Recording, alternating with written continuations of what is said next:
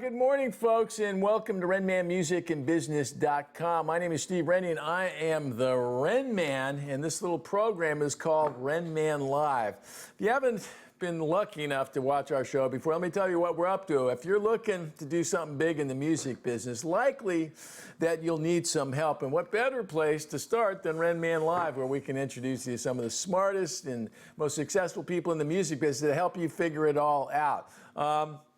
As I mentioned, if you're looking to do something great, you're going to need some help, and to put on this little show, I certainly need a lot of help. So before we get down to business today, I thought we'd introduce our stunningly terrific team. Over on my left, today we're going in the office mode. To my left, over in the corner, show yourself, Cody. There he is, the Trojan man, Cody Romness. Code, what's going on over at our former alma mater? Oof. I feel for Coach. I feel for the Trojans. Yeah. I'm still a fan. I'm still a player. Fight on, but everybody goes through Yeah. ups and downs. Are you available? You're not leaving me to take some, coaching gig, are you? All right, good. All right, that's the Trojan man over there. We're going to introduce you to another Trojan in a second. But before we do, he went from North Carolina to Los Angeles, California, with a banjo on his knee. That's not true. Anyway, he's out. His name is Joseph Pepe. He's been our mystery social media manager. Fine round of applause for the Pepster. Pep, so what's the verdict? LA, first week. Sunny, beautiful, no complaints. The dogs are here. By the way, how much are the dogs loving a new person in the house here, Coach? Duke approves. That was Duke over in the corner. We can't camera him up right this second. Actually, there's both of them over there. Well, we're glad to have you here, Pep. I saw on your Facebook page that you're taking the wife-to-be out to some very romantic places. Gotta cover my bases, Yeah. Don't show that stuff to my wife, or I'll be forced to go out on some cliff overlooking the Pacific She can come Ocean. with us next time. Yeah, let's do that. Let's plan that. Over to my right, Evan, I want you to get in the picture here. Evan Rennie. Okay, just come over here behind your old man, Ev. Come on, let's get in here. Our final Trojan, his name is Evan Rennie. There he is. Handsome little devil. You want to see what I looked like when I was young. That's Evan. Evan, you were a little cranky this morning, man. We up at 7 o'clock. 7 o'clock. Cody and I are here at 6 o'clock. The kids complaining. I also get up at 7 o'clock because I'm in college. And I get up at like 12. He's in college, folks, and he's studying the music industry. When you get out of college, trust me, when somebody says 7, you say, I'm there. Anyway, nice to have you here today, Ev. How's things over at the Camp in the Music Industry program? Great, as always. Great, as always. Evan's going to get A's this semester. We hope. That's from your Trojan, buddy. Okay, folks. Okay, enough piss taken on the Rennie clan. They hear enough of that on their own. But fine work, Cody. God damn, that's a good team here. If you're new to the Renman Live world here, you sorry bastards. As I said, if you're looking for some advice, it's a great place to start. Show our webpage here, Cody. I'd start with www.RenmanMB.com. We'll take you right here to our fine homepage, which is about to change, we think, isn't it, Code? We never know what to do. Anyway, as part of that website, you get all kinds of great information, but there's a place on that website that pertains to today's show. It's called Ask Renman. You going to show that, Code? Oh, we just got our little logo. Bottom line is Ask Renman is a place you can go if you got a question about the music business, whatever it might be, and you don't know who to talk to, and you're a little suspicious of all these internet experts, that have a fine website, no experience. I suggest you go to our Ask Renman, click that top of our homepage on the Ask Renman tab, and you can go in there and ask me any question you want about the music business, and I will answer that question in time. Sometimes I'm a little faster than others. Today, we're going to be taking a whole bunch of questions from our Ask Renman section. So that's what we're going to be going to. Now, you got to be a member to ask those questions. All it is you got to just sign up. You don't have to write a check. You just got to give me your name and email so we can stay in contact with you.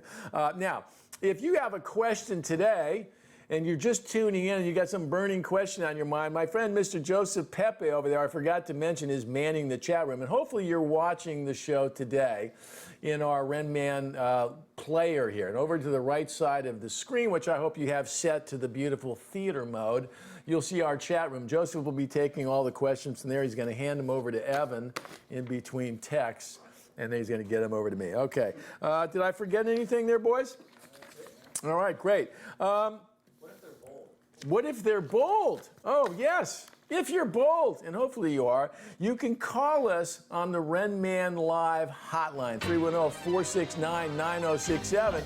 And if they do, Code, should we give away a free online course today? Hell yeah. Hell yeah, we are. We're going to talk about that a little bit more later. But if you call in today, we're going to set you up. It's a $100 value. A lot of things you get out there for $100 that won't help you. This one actually might. So anyway, our first question today was posted recently on our website, and kind of inspired a whole stream of consciousness today, which will hopefully make sense by the time we're done. Show that first question in Ask Renman today. Yep. There it is. Okay. Was it anonymous too? Anonymous. Yeah. It was by Anonymous was the name of the person. No, that's not the name. It was anonymous because there was no name. Okay, there was no name, so that's anonymous. Thank you, Evan. See, Evan, you're actually pulling your weight here this morning. That's good stuff. It's the message or the question was, how do I send you music to listen to? And I hate to say lots of these kinds of emails that people are attempting to reach out and get information, and they violate all the great rules of how to get somebody's attention that might be able to help you. So today, I'm going to use that email as an inspiration for a little bit of Renman U lesson today. Can we do that on Renman Live Code? Yeah. Can we mix and match all these? Renman U, Ask Renman, the whole thing? It's a free country, man. Of course we can. It's my fucking show! All right? So at any rate, today we're going to talk about how you go about making a professional presentation to the people that you hope might be able to help you do something in this music business. And to do that, I'm going to invite some people into the mix here that are actual professionals. So our first person that I'm going to talk to today is one of the top young A&R people in the music business today. His name is Sebastien Letelier. I keep wanting to call him Simon. I don't know why, but hopefully I'll get it all right. His name is Sebastien Letelier. He's a young A&R executive here in Los Angeles with the mighty Columbia Records, who is one of the top labels in the business for years. And he's here today to help me answer a couple A&R questions. Do we have Sebastien on the line? Yep, we just got him on one right now. There he is. Are you there, Sebastien? I'm here, yeah. Oh, perfect. So, Sebastien, my guys in the office here know me that I'm constantly mixing and matches names, so I call everybody Bud. I've been calling you Simon all morning in the office, but it's Sebastien, so I'll ask your forgiveness in advance. First off, I want to say thank you for taking the time to join us today to help me out and try to share some knowledge with some young folks. You're a young guy in the business, but I did a little homework on you this morning, and I see that you've had quite a bit of experience so far. You worked with Steve Aoki at Dim Mak Records. You did a little stint there as an intern at Rogers & Cowan, which is a big publicity firm here. You were an intern over at William Morris Endeavor. My young son was an intern there this summer, and I've got a lot of friends over there. You did some time in the tour marketing department, but now you are an A&R man here in the business. Tell me a little bit about how you made that transition real quick, and then I want to answer some A&R questions. Sure. So you gave a pretty brief background. My first actual job in the industry was in 2010. I started at Jive Records, which soon merged to RCA Records in the A&R department. And I've been doing A&R the whole time. And recently, as of a year ago, moved over to Columbia.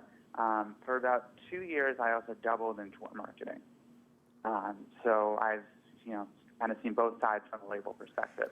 Yeah, I think it's so valuable when you're first starting off, Sebastien, to get kind of a broad experience. So when I looked at your profile on LinkedIn today, I thought this is great. You're off to a great start because I think everybody at some point plays A&R or has some idea or taste in music. But you A&R guys are the really bold ones because you're going to get judged on it. So let me ask you a couple questions. I don't know if you saw the start of the show. I get these questions all the time from people, and they want answers, but they don't know how to present themselves in a way that would make somebody want to take the step here.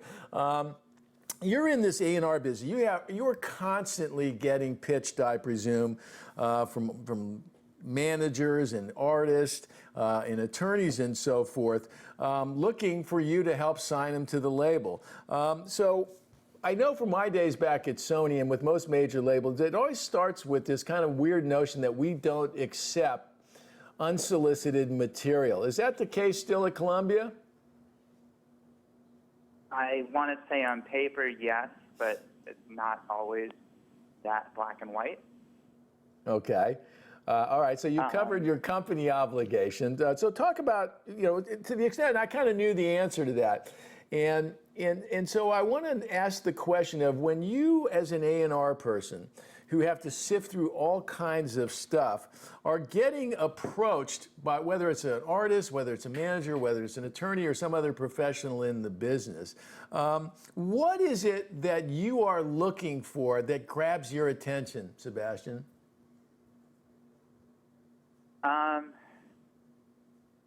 Generally, if it's brief and presented well, so leading with the highlights, I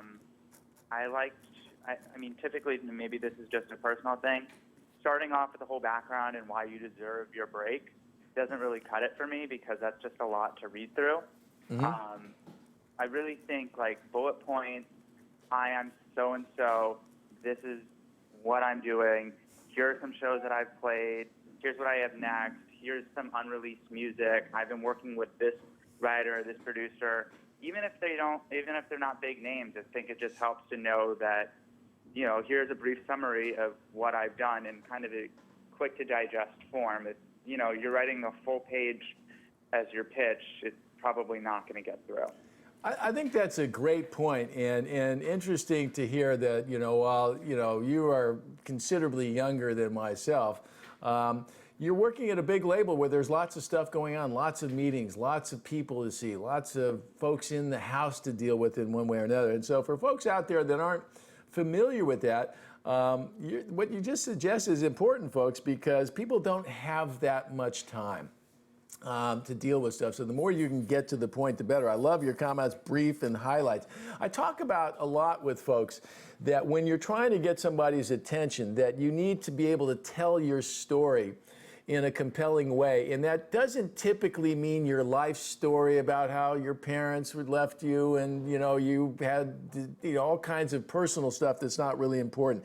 It's facts is what you're interested in. So I want to ask you a couple things. When somebody's approaching you cold and they're not one of these trusted sources or people that you've known in the past, what are the indicators that you're looking for? Is it SoundCloud views? How important is social media following? How important for you is seeing a great visual representation, either a photo or a video, when you're trying to assess whether this person that's contacting you cold is worthy of a response? I'm not going to discount numbers because that definitely does pique my interest, but I think that you lead with whatever your strong suit is. So if you don't have 1 million Facebook followers, that doesn't mean I'm not interested, but don't highlight that you have 82. I would just ignore that, let that kind of sweep that under. I think just keeping all of your social media presentable is very important. I think that your photos online need to represent the brand, because the first thing I'm going to do if I haven't heard of you is I'll Google you. And I will probably click on the first thing that's going to come up, which will be Facebook or Twitter or SoundCloud. And I think just having the imagery there, because that's the first thing I'm going to notice, having that represent the sound that you're going after as an artist, I think is very important. I've had people cold friend me on Facebook. I'll accept their friend request, and then immediately I'll get a message from them that says, "Hey, thanks for accepting my friend request. Would you mind taking a listen to my new single?" So, obviously the first thing I'm going to see is their cover photo or their profile picture. And then, when I have the time to listen, I will take a listen, but it's in an easy to digest small amounts, like one song, one picture, things like that. Yeah, love it. That's such great advice there. Lead with your strong suit. So often everybody wants to tell you everything, and I love your perspective. Show me the good stuff, leave the not so good stuff off the table. Don't make me think too much. and also your notion about Google. When I listen to you, Sebastian, I'm grinning because you kind of, by the way, Cody, one of the things we're going to talk about is spelling. In Colombia, the country is OMBIA, and Colombia, the label is COLUMBA, so we'll clear that up here. You know, that's okay. We can fix that on this. Today, I was going to say that in some ways you represent what I call this new breed of cat in music professionals, right? When I started in the business, and I'm sure there's still a few of these folks left at Columbia Records, you don't need to name any names, that were very old school in their approach. They had 2 or 3 gals out front of the president's office, A&R guys in the past, John Kalodner, some legendary guys, made it their point to be mysterious and inaccessible. You, on the other hand, and folks like you, the Scooter Brauns, people that are making a difference today, are a lot more accessible to people that are trying to get their music to you than in the past. I noticed that you're active on Twitter, you're active on Instagram. I could find information about you on LinkedIn. Is that part of your attempt to make yourself accessible in the hopes that it might lead to some great discovery? Yeah, I would say that that's part of it, and I think that the way I set up my social media follows my advice for an artist trying to reach an A&R person. I think it goes both ways. A lot of people have found me and reached out, and yeah, I mean, you do have to cut through the clutter, and that's to be expected, but I have found some great things just randomly because of the way I've listed myself online, and I think that young artists or writers or producers or people trying to make it on the business side should all be doing that, because I think that that's how we all find each other. And as much as, you know. Well, I love hearing that. Sorry about that. Yeah, by the way. Oh, go ahead. Excuse me. Go ahead. Yeah, I was just going to say, as much as, you know, it's the same thing for somebody in my position to kind of rise the ranks. You have to be known. People have to find you, or you have to reach out to people, and they need to be able to take in small bits of information quickly that tell them exactly who you are. Yeah, I find it one of the great give backs of the internet, although the internet has caused us some grief in the music business.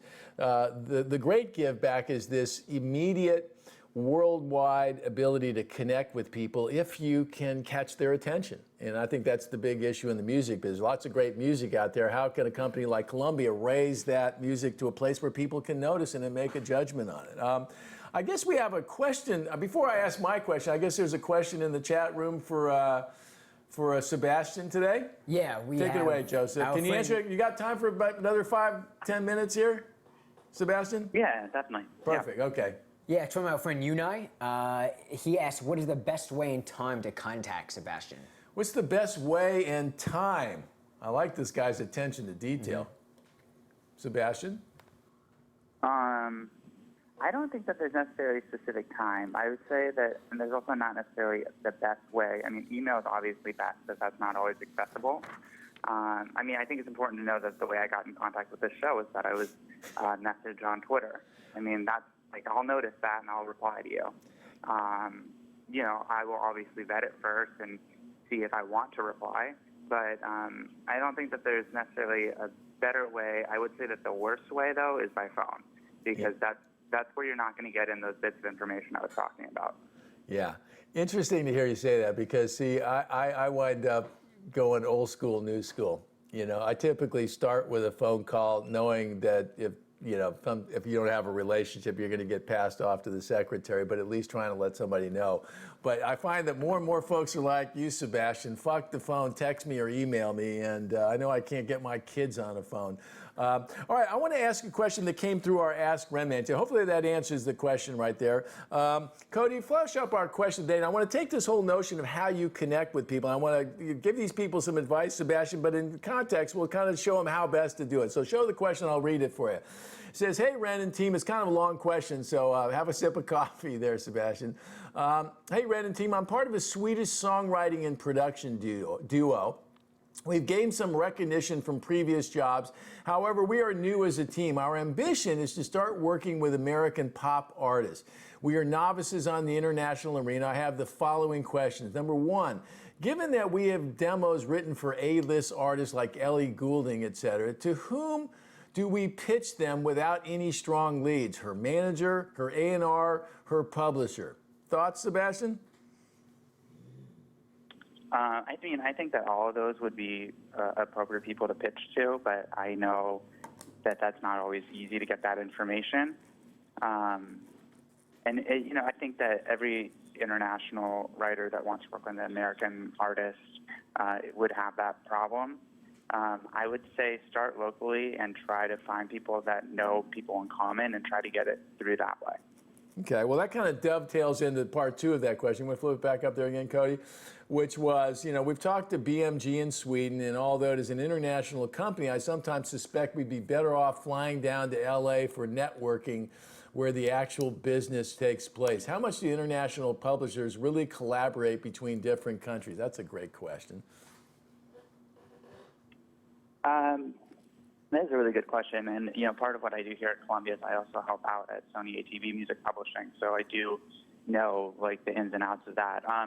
They are all very separate companies, but we all know each other, and if you have a contact locally, you can always say something like, hey, I have this record that I'd like to get to so-and-so, would you mind helping me out or putting me in touch with the right person? Or if you're planning a trip, you could also do the same thing. Hi, I'm going to Los Angeles. Is there somebody at BMG in your LA office that you think I should meet with? I would say starting with that is best.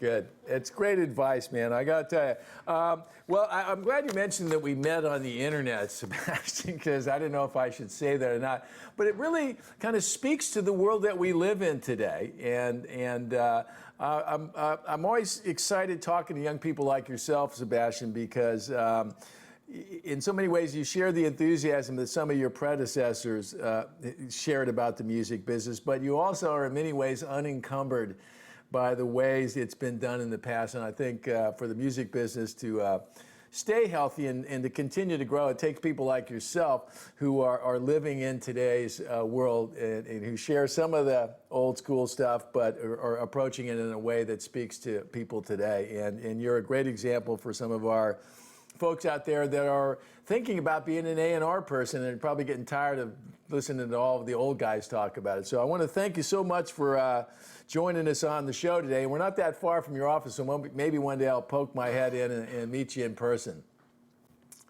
Yeah, that would be great. I'd love that. Great. Sebastian, thanks so much for joining us today, and I'll let you get back to work and say hello to Mr. Stringer for me, if you would. Will do. You got it. Thank you so much. Oh, that was awesome. I love talking to young folks in the business here. It's good stuff, Code. All right, any other questions over there in the chat room there? Yeah, I have one. They were asking, I guess it was more for Sebastian, but Okay. you might know this one. Are labels looking for bands who are more road ready versus selling albums? Or both?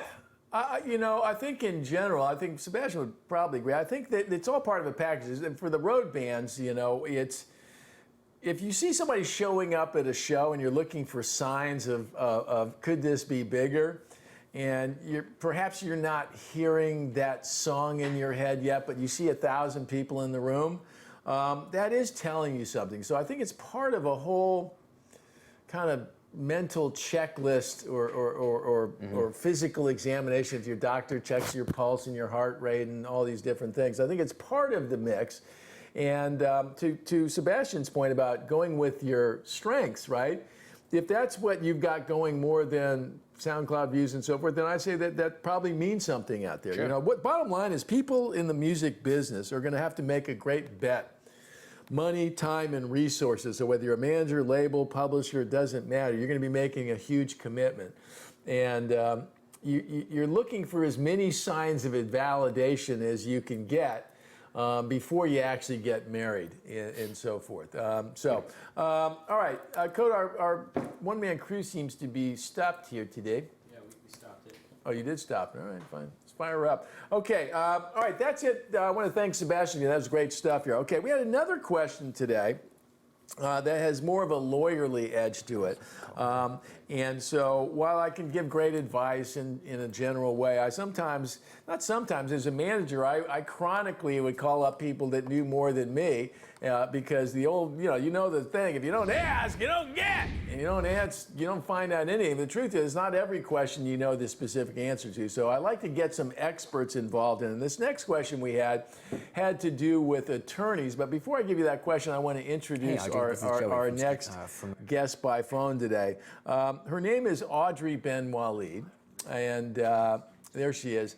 Audrey is an attorney now with Myman Greenspan and a number of other attorneys. My good friend Eric Greenspan, golfing buddy. I always knew he was a smart guy, but I knew he was even smarter when he hired Audrey. For you folks that don't know Audrey, she spent some time here as an intern first and then as our co-host. That couch has never looked that good again, Code. And so she's been like the daughter I never had. I think we have her on the phone. Do we have Audrey there? Yep. I wonder if Audrey, have I embarrassed you enough? Never. How are you? Good. How you doing? First off, let me congratulate you on your big gig. Audrey's now working for one of the top music entertainment law firms here in LA. And when I first met Audrey, she came in and told me she was a lawyer, wanted to be my intern, and I didn't believe it, did I, Audrey? Not at all. You refused, and I kind of forced you to let me do it. Yes, and by the way, that's a true story. I told her I didn't think she would do it, but she could show up, and I was sure she'd show up once or twice and leave, but she didn't, and it speaks to her determination to make something happen in the business. And today, she's now working at a real law firm with real clients. And how is it over there so far, Audrey? It's amazing. The clients are fantastic. The lawyers that I work with are extremely talented. They're smart. They're outgoing. They're also good people, which I appreciate. And I'm learning a ton. I love it. How is working at a big firm now versus trying to be an independent? How has that changed your outlook and your reception when it comes to dealing in the mainstream of the business? Before this job, I was working for a small company. It was pretty independent, and so I was pretty much on my own, and, having discussions with people that are at the top level in the music industry was always difficult, and I really had to be persistent, and I had a lot to prove. Whereas today, when I go into a meeting or I meet a new client and they know about our roster, they know about our clients, they know about the lawyers, it's like I have to say less, and they just trust that because I'm part of such a powerful group of attorneys and such a great company, the conversation has changed. Great. I love it. I can't tell you how proud I was to see that picture, and was it in Billboard magazine of the whole firm with you in that? It literally made my day, Audrey. Okay, enough praise for my long lost co-host. Audrey, attorneys, we just talked to Sebastian Letellier, who works at Columbia Records as an A&R person, right?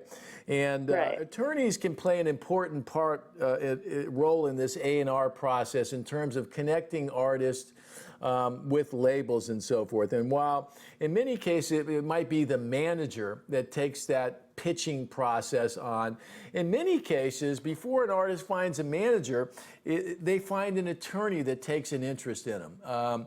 And so I wanted to talk about that a little bit. First question is, when somebody out there, an independent artist that's not made an impact, is trying to find an attorney, you now work as a junior in a big firm here. Based on all your experience when you were a manager, when you were out pitching, right? Do you think it makes more sense for somebody just starting to try to pitch Audrey Ben Walid or Eric Greenspan? I definitely think Audrey Ben Walid would be better suited because I'm trying to make a mark in this firm and I'm younger, and so my ears are open and I'm definitely looking for new talent because, if I bring a new artist to the firm that isn't necessarily on the radio or has a record deal but has the potential to do that, I'm more likely to take them under my wing and fight for them. Mm. And you'll have the full benefit and might of all your partners and their connections as well. Absolutely. Whenever I bring in a client over here, they'll meet with myself and Eric, and they'll know that if any heavy lifting has to be done or, phone calls need to be made, Eric is there, and I'm there to answer the phone calls on a daily basis and, do all of the heavy lifting in terms of the legal stuff, like drafting and the long hours. All the long stuff that you were trained for.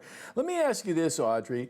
I think, most people, incorrectly assume that, well, I'll just go to a firm and I'll pay their fee and they'll take me out. But the truth of the matter is big law firms don't accept many brand new starting, acts that are at the starting gate here. And I know you don't as well. If some artist out there or some young manager was looking for somebody to help pitch a label, right? Tell me, and we're talking about this in the context of how to conduct yourself and how to contact and try to elicit the support of professionals in the business. If somebody's trying to pitch you to be their attorney, to pitch their music for a label deal, tell me, what is it, Audrey, that would attract your attention, and conversely, what would make you think, nah, I'm not interested? It's a difficult question with a really short answer, I think. For me, it's about the music. So, if somebody sends me a link to their music and I think that the talent is undeniable, and I know that if I send this to a manager or a label that I know or a contact, they're going to agree with me, because you have to remember, every professional that gets your material, if they're going to send it out, they're sort of putting their stamp of approval on it, their reputation on the line, and you need to maintain the fact that you have good taste in the business. So to me, if I believe in the music, then there's not much else that needs to be said. Obviously, having materials together that look professional, such as a really good video or good imagery and a strong direction and a vision for the project, that obviously helps very much. But I think at the end of the day, it's the music. Yeah, it's funny how we just talked to a young A&R person, and well, I never considered myself an A&R person. I don't think you ever were interested in being quoted A&R, but we all are making A&R judgments when you're talking about spending a lot of time and energy, and usually in the early days, as you and I have discussed previously on many occasions, Audrey, for not a lot of money. I've got another question for you, Audrey. More often than not, relationships, jobs, record deals don't happen in a single phone call. They're part of a courting process, if you will, right? And sometimes, that answer might, people might be asking the question and not getting an answer. My question to you is this: when does persistence on the way to trying to get you involved turns into annoyance? People ask me that all the time. Well, I don't want to follow up too much, or I don't want to scare somebody. Where is there a place where that you could help folks determine where you've gone past persistence or now just being annoying? Yeah, I mean, I had to do the same thing when I was, hustling and trying to look for a job. I think that definitely following up more than once is necessary. Twice is great. After the third email, if there's no response, I would kind of let some time pass. You definitely don't want to be sending follow-ups every week. People in the business are definitely pretty busy. Even as an attorney, when I'm sending follow-ups for a contract, I'll probably space it out by like 2 weeks, So I would say after 2 or 3 emails with no response, I would maybe let it go for a little while, and then a couple of months later, if there's something actually relevant to the conversation or something to bring up that might catch that person's attention or something new that has changed, then it's less annoying because you either have a new piece of content or something that would warrant you reaching out to them again. Yeah, I think that's wonderful advice, Audrey. You gotta keep the story fresh, and if your story, folks, isn't getting fresh, if there aren't new stories to tell, Audrey's way too nice to tell you, but I'll tell you, that's not a fucking good sign, okay? People are getting feedback all day. Okay, Audrey, we have a question that inspired me to call you today, so thanks so much for joining us. I'm gonna, pretty simple question that was on the legal front, and maybe you can help our listener. His name is Chris. I believe. It could be Christ, but I think it's Christ. He says, I enjoyed your music course. Thank you. It helped me along my way. I live north of Birmingham, Alabama, and want to know if you could connect me with a music attorney in this area. Nashville is not too far from where I live. Thanks in advance. I really like your course. How would people that don't live in LA, New York, or even Nashville, how do they go about finding somebody like you, Audrey? Any tips? Yeah, I mean, it's pretty easy to go on the internet and sort of look through the celebrities and figure out who represents them, and then you can, you know, look into the firm. A lot of the firms don't advertise it on their websites. For example, if you go to my firm's website, there's barely any information, let alone a client list, but there could be articles where they, you know, let's say Jennifer Lopez will mention the name of an attorney. So I think you kind of have to be a little bit of a spy and just filter through Google, and you can definitely find names of attorneys that are associated with artists, or you can go on like the Billboard Top 25 Entertainment Lawyers of the Year, and they'll give you their photo, their firm, a lot of their information, their bio. So I think Billboard is also a really good source for finding the good lawyers out here. Yeah, I think great advice, Audrey. So while we're not going to give you an actual name, folks, there's plenty of information out there and pretty easy to get your hands on it. But my personal recommendation is that lady right there, Miss Audrey Benwilly. Audrey, I want to thank you so much for joining us today. And I know when Eric comes walking down the hallway going, what do you spend all that time with Rennie? Just tell him he's going to give you a little round out at Bel Air. To make good on the non-billed hour here, or partial thereof. So anything for you, Steve. Honestly, you gave me my start in the business, and I appreciate you very much. Well, I've said it before, and I'll say it again. You are going to do big things in this music business. I just freaking know it. So anyway, thanks a lot, Audrey. I'll let you get back to work. Okay, thank you. Adios, my friend. Good to see the Audrey again. Good. Kind of miss her. We got a brand new couch too. She, you know, dogs are down here waiting for her anyway. Okay, so there's some advice from an attorney who all kind of say the same things. They're looking for signs of life. They're looking for, you know, you to tell your story in a brief way. They're interested in visuals and all that stuff. At the end of this whole session, I'm going to help you guys write an email for the folks that are wondering. So, okay, last night, I got an email. We sent an email out to all the members on our site. So if you haven't registered and you wonder why you should register, Cody will send out an email the night before announcing our shows and giving people an opportunity to ask questions. And last night I got an email. I was watching the Dodgers beat the Mets. And, you know, I got a message from my friend Blasco. Now, if you don't know Blasco, I'm going to suggest that you go on our player there and click on the past shows and check out our show with Blasco. Blasco is not only an unbelievably great musician, working musician, he's worked with some of the biggest rock bands, and I mean fucking rock, okay, bands in the business.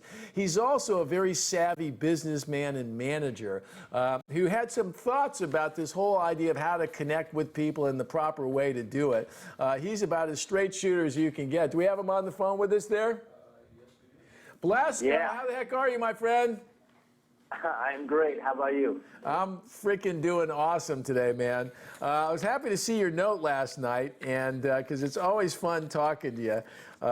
And so good to have you on the show. How's things going? What are you up to these days? Super busy, man. Super busy. So, you know, no complaints, right? Whenever we start complaining, it's like, you know, we got nothing going on. Unfortunately, I got plenty going on. So it's very exciting. I always say better busy than broke, you know, although I may be defying odds here with the show. You had some thoughts about this whole idea of how to connect professionally. I know as a musician, I don't know how you connected with some of these acts that you work with. For folks that don't know, you worked with Ozzy Osbourne for years. You and Zakk Wylde have worked at it. So were some of the other bands you worked with. I'm blanking. Prong, was it? Yeah, I mean, I was in Rob Zombie's band for a while, and you know, I mean, but all that stuff was networking, you know, but like, you know, because I saw what your topic was today, and I thought I'd you know chime in just because you know I've been on your show, and you know, certainly your listeners are, you know, they're intelligent people. And so for nothing else, I just want to share my thoughts on this, and then hopefully it resonates with other people as well. But just, you know, just the backstory is, you know, I manage a bunch of bands.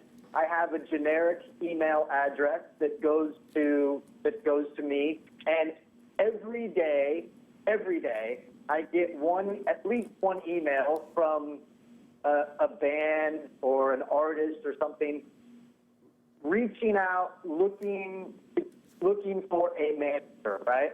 And so what happens whenever they do this is they're coming at me from the wrong angle. They're coming at me from a perspective of only focusing on themselves as opposed to focusing on me, right? Like my time, you should know that my time is valuable because I manage pretty big sized bands, and that's the reason why you're hitting me up, right? So if you're reaching out to someone that has something that you want, you need to present to them what is of value, right? So like I feel like everyone that hits me up, they come up with the same thing: is they're looking to get to the next level.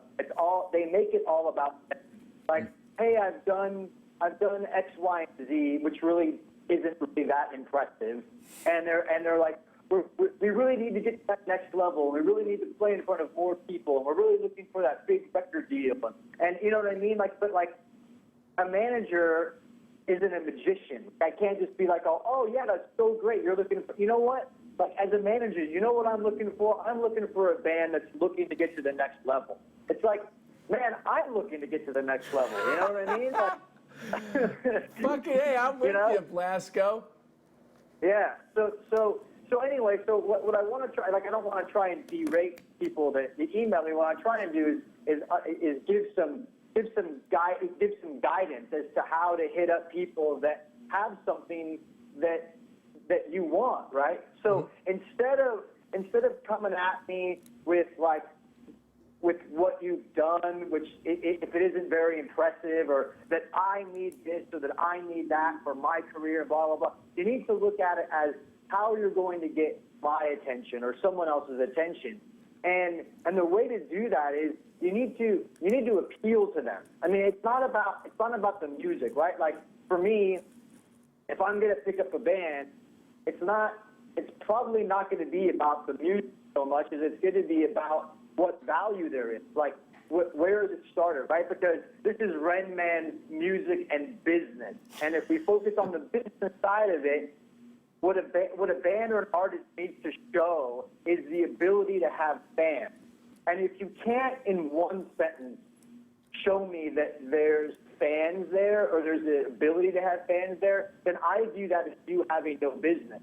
And I can't build a business with a bunch of smaller businesses that have no business. Does that make sense? I think that is such, for some people out there, Blasco, will think that's harsh and, oh, fucking hey, I can't believe that. Or they might be more comfortable hearing that from a guy who's clearly a business guy than somebody like yourself who's a musician. But I want you folks to take note that managers want to manage successful bands. And when you have a successful band or two like Blasco, your time becomes very valuable. So it's not a matter of ego for a manager. It's a matter of they are doing this for a living. And I think so many young artists, Blasco, think that everybody's just getting on the ride because of this well, I want them to love the music. And while I loved Incubus's music, and I know you love, Black Veil Brides, there were acts that I dealt with in my career where I didn't love it, but I have a professional set of skills that I could bring to it, and I thought that those skills might actually elevate the business. And that's an important note and not something to shy away from. So I love what you're saying there. Yeah, and so I feel like what people need to focus on is they need to focus on building a relationship with someone. And you need to, if you're going to reach out, you need to appeal to their senses in some way. Like, make me laugh, send me a photo of something ridiculous to get my attention. But understand that every day someone is sending me or someone like me the same thing that you're about to send me. So if you want to get my attention and you want to build a relationship, like make me laugh, offer to come over and wash my car, like get my attention first before you're asking me to invest my valuable time and effort into helping you build a career whenever you're probably hitting me up too early because you haven't spent the time to build your own career to a point to where managers are already reaching out to you. You know what I mean? Like if you're at a point to where you're reaching out to a manager first, you're probably at the point to where you're not ready for one yet. I say that all the time, and I want you to tell me whether you think it's true. And because every time I tell it to somebody, they hate me. You know, I said the likelihood of you finding the manager is less likely than the manager finding you. I said, that's the way it typically happens. A manager hears from his buddy at Club X or he hears from his buddy somewhere else about this band, and they know how to speak to you in your language, right? And they say, hey, Blasco, here's something that's going on. These guys are selling T-shirts. They're selling out shows. Nobody's ever fucking heard them, but they draw 1,000 people in Orange County. You climb in your car and go down there and see people wrapped around the block. And that ain't love. I don't know if that's love, but that'll get your fucking attention.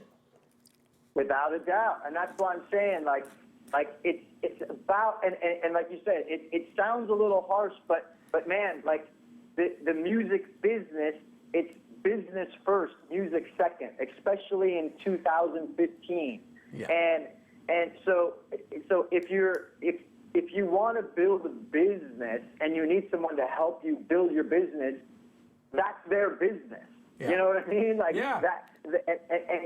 and we can only build a business whenever there's value there. You know? So if you're reaching out, and maybe you're reaching out a little prematurely or whatever, like I said, the goal should be to build a relationship first. Because if you just come at me with like, hey man, like, you know, we just opened up for so-and-so and we just did a demo with some unknown producer guy that you should know, and we're really looking to get to the quote-unquote next level. It's like, man, like I don't even respond to those people. Yeah. Like I just delete those emails. You know what I mean? Like I don't even give a courteous like response of like, hey man, like not interested. Like I'll just straight up delete it. Yeah. And it's like so if you flip the script a little bit and the agenda is to build a relationship, and you come at me with something a little bit more innovative and a little bit more creative, then chances are I'm going to respond, and over time we could build a relationship. And then whenever it's like, and like maybe I could offer you advice, or like you're doing now, like you're offering people advice, and I assume that a lot of your listeners take it to heart and put it into action.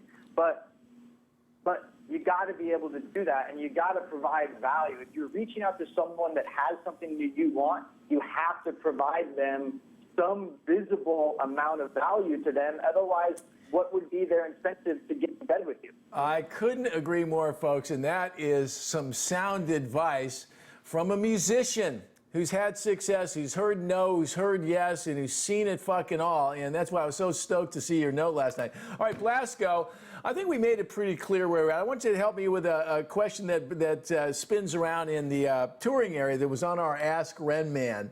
And if you could help me with that. You got a sec? Absolutely. All right, fire away. Put down, this is a long one. Jesus Christ. Okay, let me see if I can read this all. Hi, Renman. Good. First, I want to say big thank you for that very valuable content you produce, helping many people, including me, to learn music business deeper. Nice start there, right, Cody? Or Blasco, he's stroking me a little bit. He's got my attention. Yes, I am fucking smart. Thank you. My question is about a great change in the live music industry. From time to time, we see cases where bands or solo artists reject to work with labels or agencies. You and I can talk about that separately, whether they rejected or got rejected. And they honestly declare that they get much more revenue than they used to before. I'm suspicious. Nowadays, new technologies are emerging and entering the music. SoundCloud and Spotify have changed the way we discover and listen to music.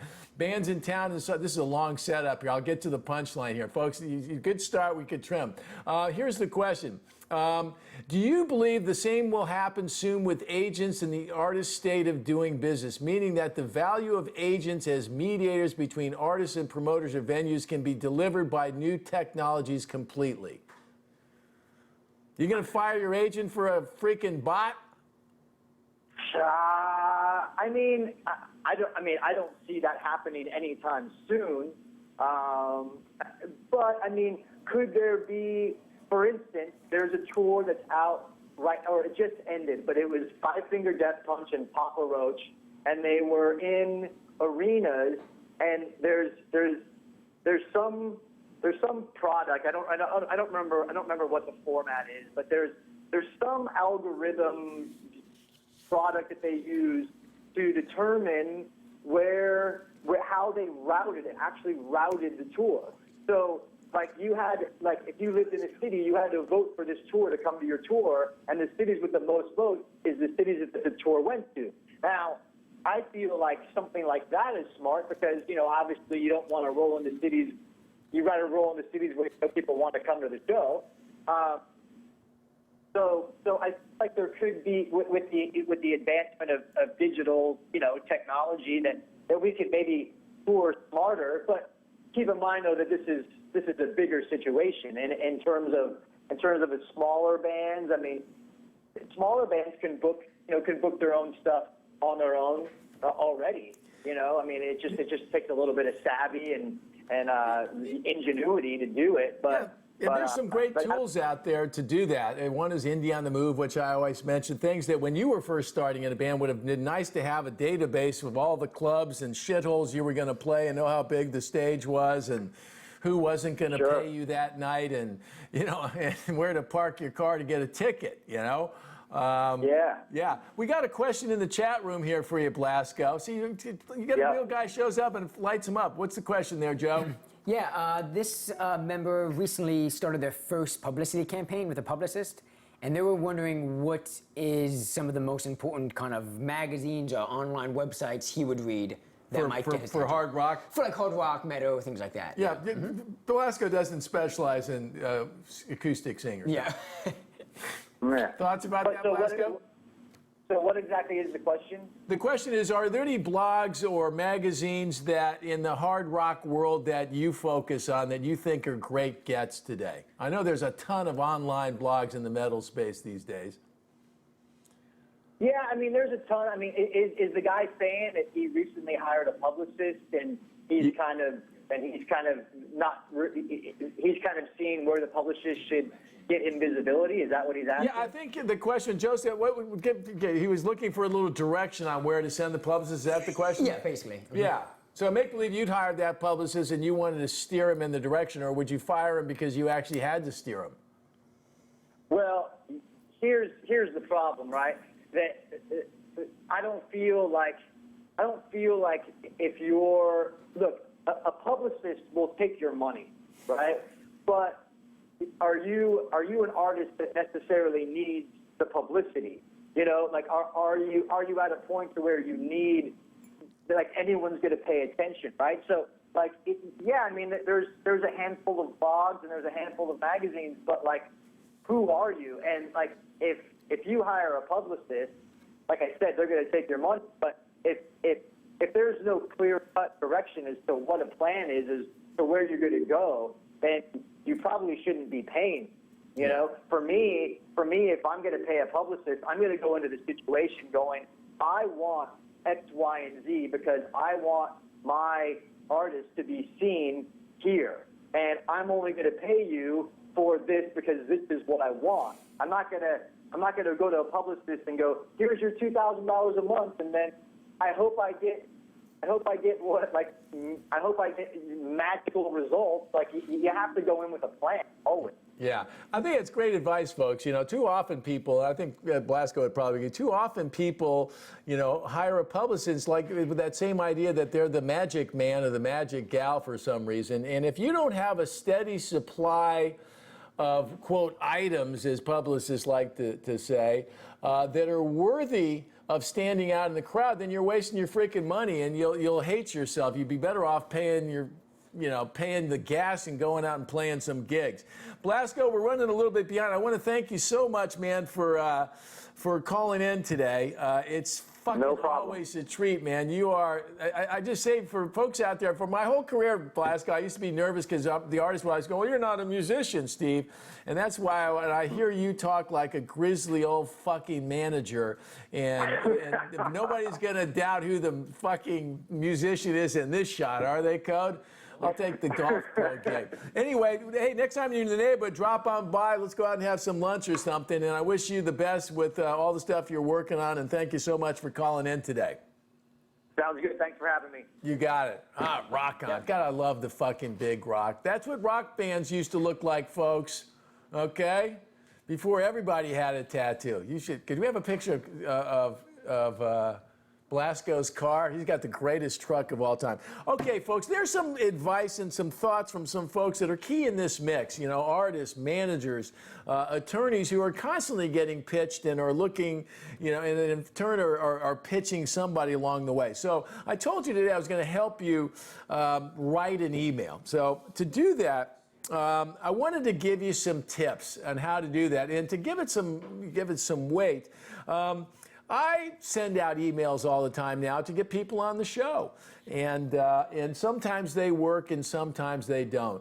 And I recently wrote a note to a gentleman by the name of John Platt, Big John Platt, who is one of the top music publishers in the business, and he worked with Warner Chappell. He's a real player in the business, and I wanted to have him on the show. Lots of folks have said, hey, you know, this would be a great guy to get on the show, and so I listened and I sent a note, and I want to share with you that note and show you some elements I think that will kind of capsulize everything you've heard about so far. So first off, let's start with my list there, Code, all right? No, not the letter, okay? Let's go back to the list. Ooh, nice little effect there, Code. There you go. Oh, it's pretty clean today. Okay, let's go to our tips, right? Our tip number 1, okay? How to connect with music pros. The first thing, and you heard it from Audrey, you heard it from Sebastian, introduce yourself. Don't assume that people know who you are. Let me show you the first sentence of my note to Mr. Platt. It says, Dear John, my name is Steve Rennie. I don't believe we've met previously, so let me introduce myself. I've been a long-time music business professional for 37 years. Mostly recently, I served as the manager of rock band Incubus for 17 years, all right? Now, for a lot of folks who go, Rennie, you don't have to say that. Here's my lesson for you. Assume nothing, okay? If somebody calls you up and goes, oh, that's pretty Rennie, I know who you are and I know about Incubus, great, okay? But if they don't, you've told them what you are. So that kid that sent me the note that led to this whole conversation today doesn't put a name on there, doesn't do anything that would make me want to answer that. So lesson number 1, introduce yourself, okay? Lesson number 2, or tip number 2, try to make a personal connection. You just heard Blasco say, make me laugh, okay? We've had Jason Flom on the show. Come back, Nico. We've had Jason Flom on the show who responded to some kid's email because he'd done some homework on Jason and found out that he played golf, so he sent him a golf ball and a glove. Neil Jacobson came up with some wacky website to attract the attention of somebody. If you send a note to somebody saying, hey, I saw your interview on such and such, or I saw you on Renman Live and I was really intrigued or inspired by your thing and I wanted to reach out to you, that is the best way to get them to read the next sentence. So let's go to my email and see how I did, okay?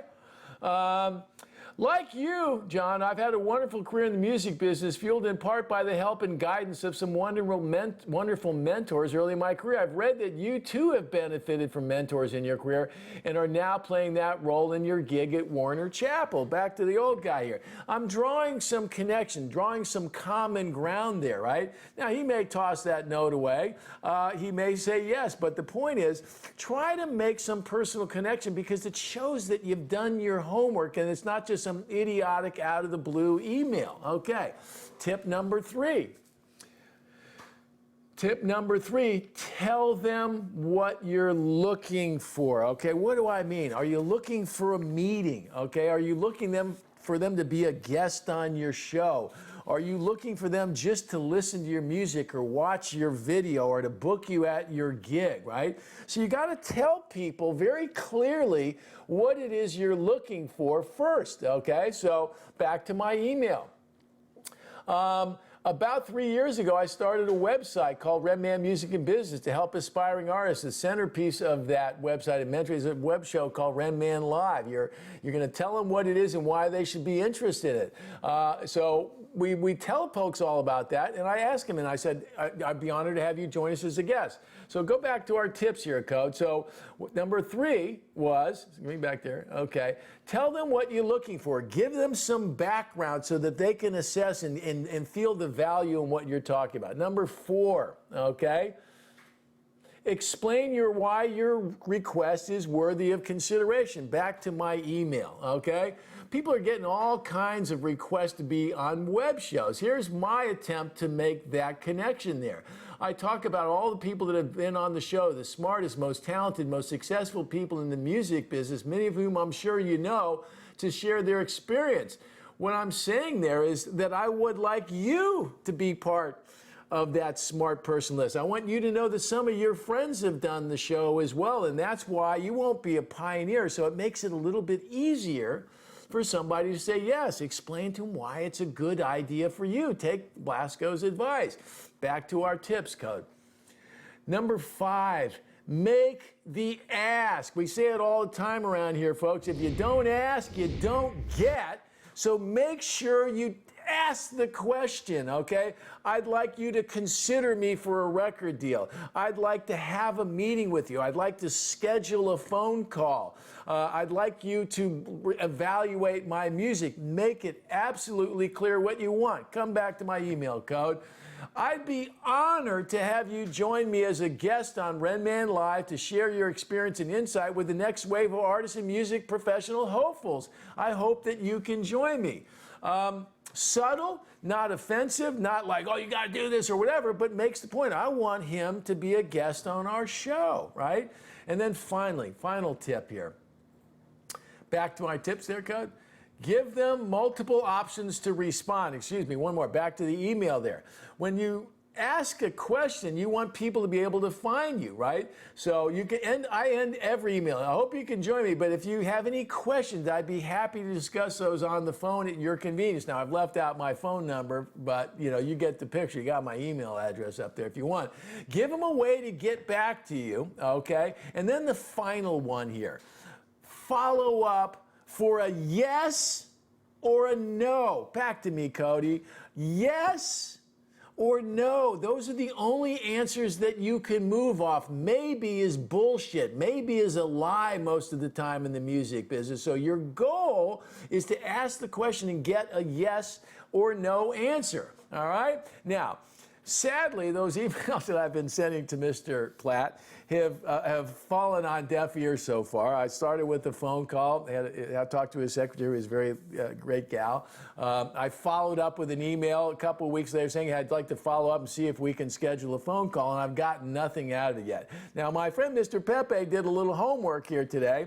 Mr. Platt is also one of those new breeds of cat who's involved in social media. He has a Twitter account, does he not?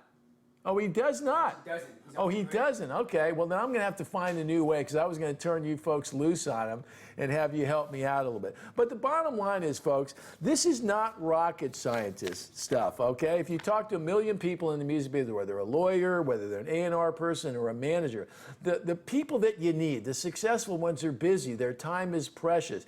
You need to make your case in the most concise, the shortest, sweetest point. Put your case in front of them and ask for the yes or no. And if you do that, you may be surprised. Let me end this whole thought with something here.